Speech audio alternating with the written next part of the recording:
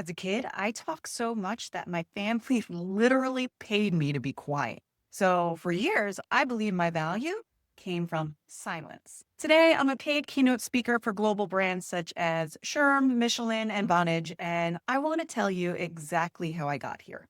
In this video, I'm going to share the real story of how I went from being afraid to speak in front of an empty room to confidently getting paid to take the stage. Whether you're dreaming of speaking one day or already dabbling and want to go all in, this is your sign to stop playing small. If you're ready to be the kind of woman who owns the room and her message, hit subscribe so that you never miss a new episode. I'm Corey Logaitis. I'm a TEDx speaker, high performance coach, forthcoming author, and host of the Long Island chapter of Mic Drop Club. And truth is, my speaking journey didn't start with confidence at all. It was the exact opposite. It actually started with trauma, motherhood, and a whole lot of imposter syndrome. Nowadays, speaking is not only the most joyful part of my business, it totally lights me up, but it's often the most profitable for me. And my story isn't unique because I'm special. It's unique because I didn't wait until I felt ready. So let me show you how I got started so that if you want to be a speaker, you can too. So here's the truth. Being a professional speaker was never, ever on my life bingo card. I did not grow up thinking I was going to be a speaker. It was the furthest thing from my mind. But I loved speaking. I just loved talking to the point where I talked so much as a kid and I got so worked up over things that I had relatives in my family who would give me $5 to be quiet for 5 minutes. True story.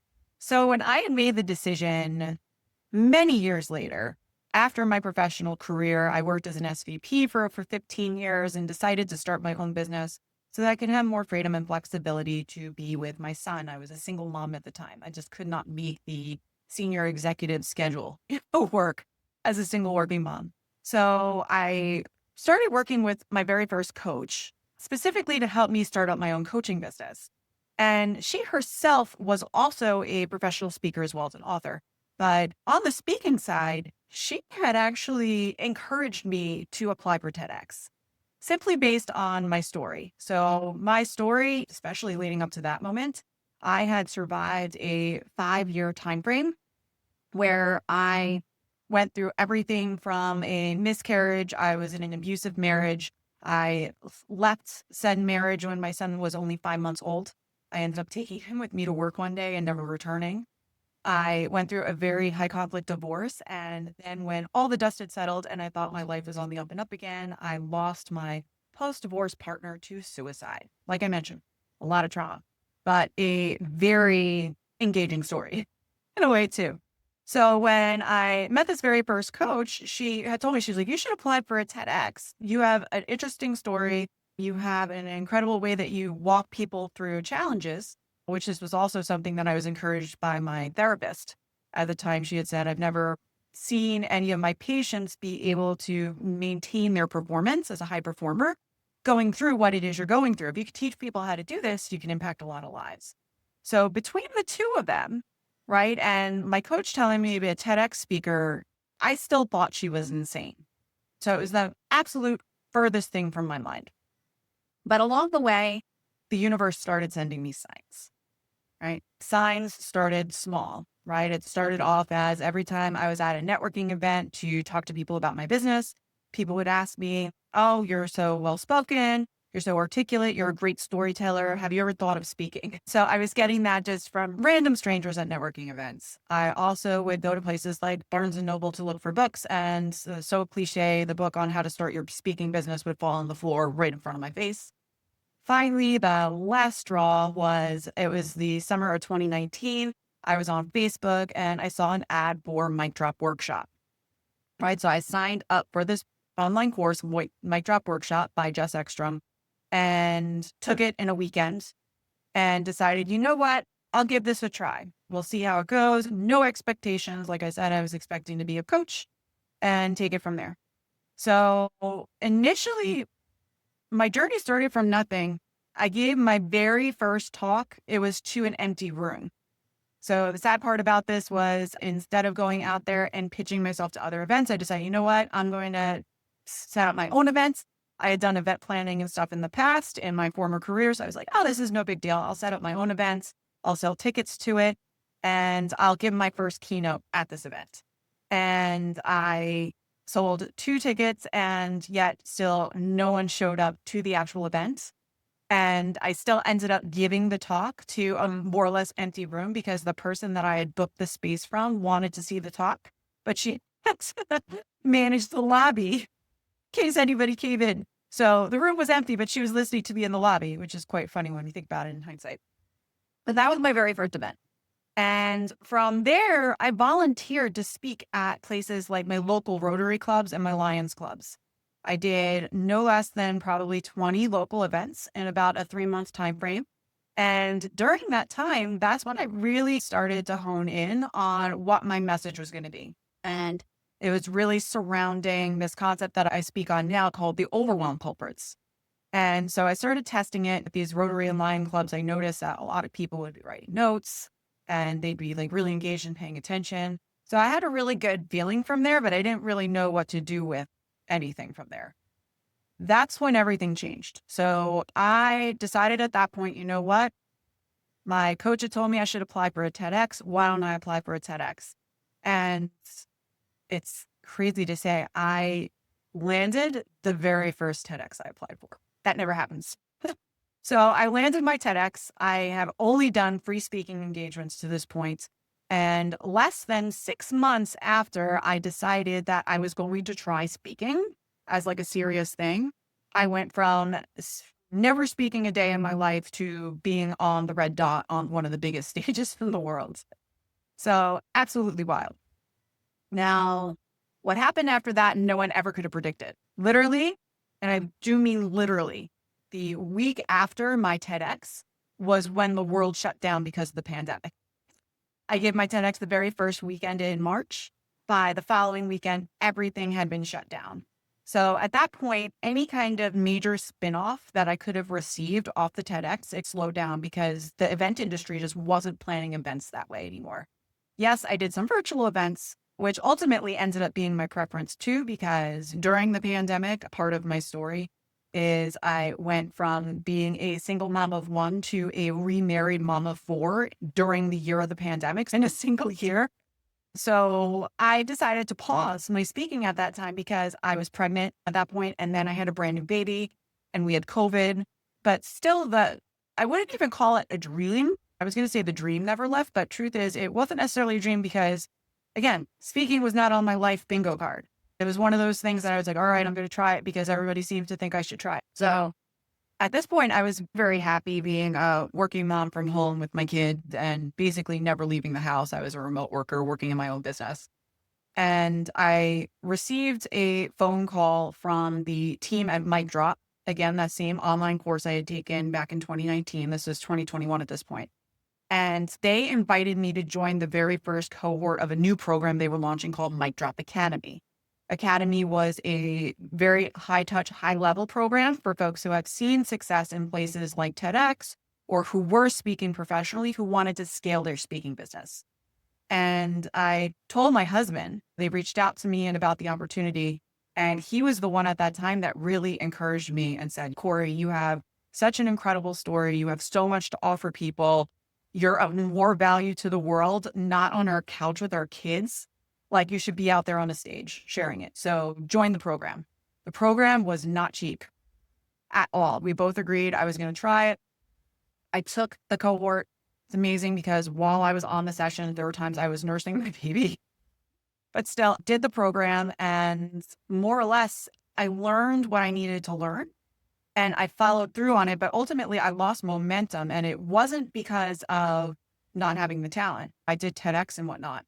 It was more or less due to confidence because I didn't see myself as being that kind of outgoing speaker. In my mind, I was still a work from home remote parent. So there's a big disconnect there.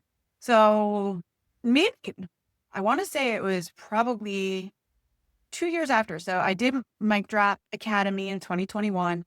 In 2023 was when my husband was basically like, you took this course, you need to actually try something different. You're doing coaching, but he really wanted me to challenge myself. So I started reaching out to speaking engagements to try to book paid engagements. And that's when I landed my very first paid travel gig. And this was in very early 2023. And that's when I gave myself permission. Like, you know what? Let's just try this. Let's see what's going to happen. And from there, everything snowballed like crazy. So at this specific event, I vividly remember being so nervous because I had not given my talk at all live since TEDx. And my talk had actually changed quite a bit after going through my Drop Academy and having mentors being able to look at my talk and help me analyze it and figure out ways I can make it better. So I had never actually given the talk. And here I was getting paid to do it somewhere. And I had been out of practice. I was still very postpartum.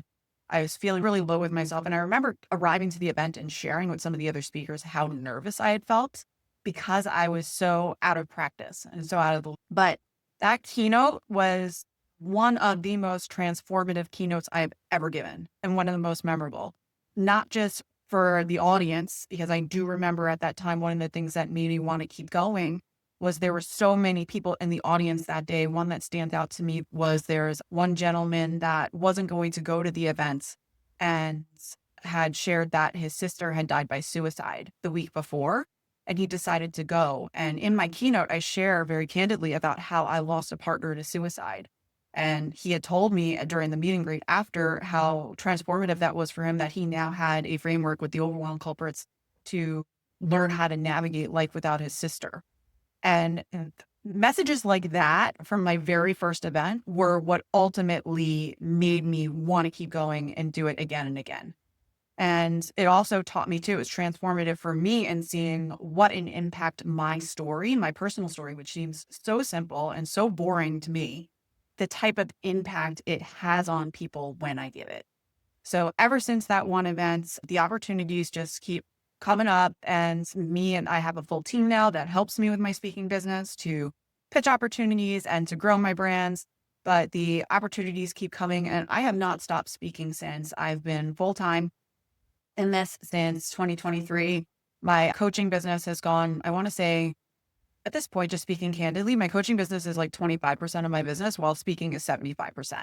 So it's a very large part of the work that I do. Even my upcoming book, which is based on my signature keynote, The 5 Overwhelm Culprits, which was started all those years ago at the Rotary clubs and the Lions clubs. And before my TEDx, it was vaguely featured in my TEDx, but it wasn't called Overwhelm Culprits at that time. Everything started from there.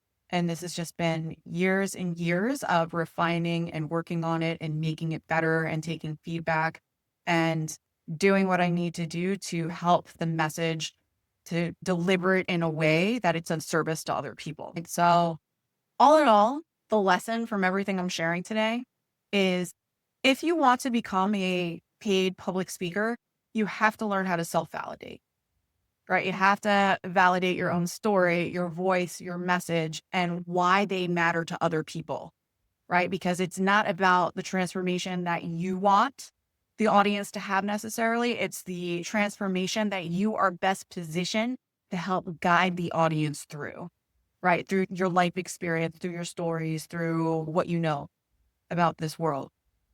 And the sooner that you believe it, I know for me, it took me years where I had all the information and everything I needed to do with it. But still, I took a 3-year break that I didn't do anything with it because I was scared, right? I didn't believe that I had the ability to do it. I didn't believe I had the right lifestyle. I didn't believe that you could be a working mom and travel and speak.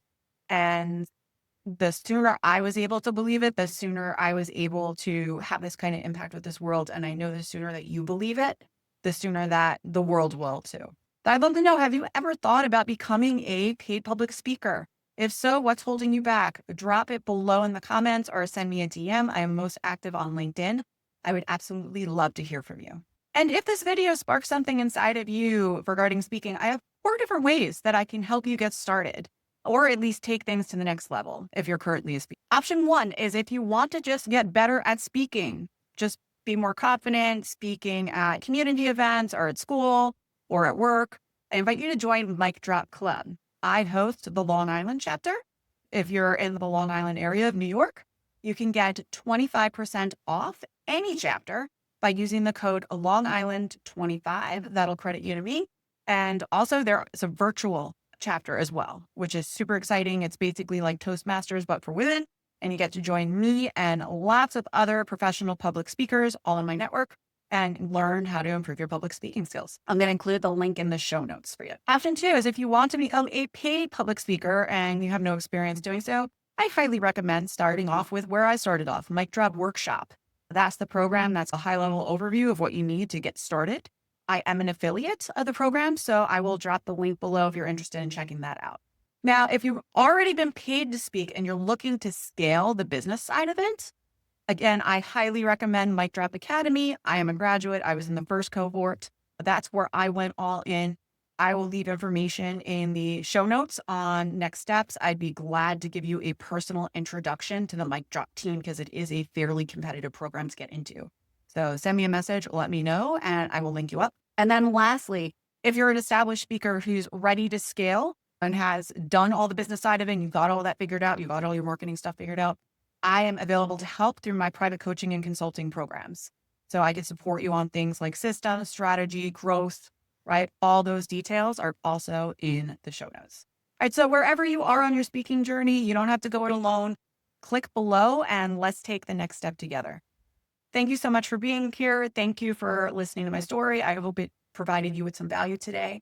And I look forward to seeing you on the next episode. I'll see you next time. Thanks for checking out The Next Step with Corey Lowe. If this episode resonated with you, share it with a friend, subscribe, and leave a review. Together, we'll transform overwhelm into action, and we'll keep taking the next step towards confident leadership. See you next time.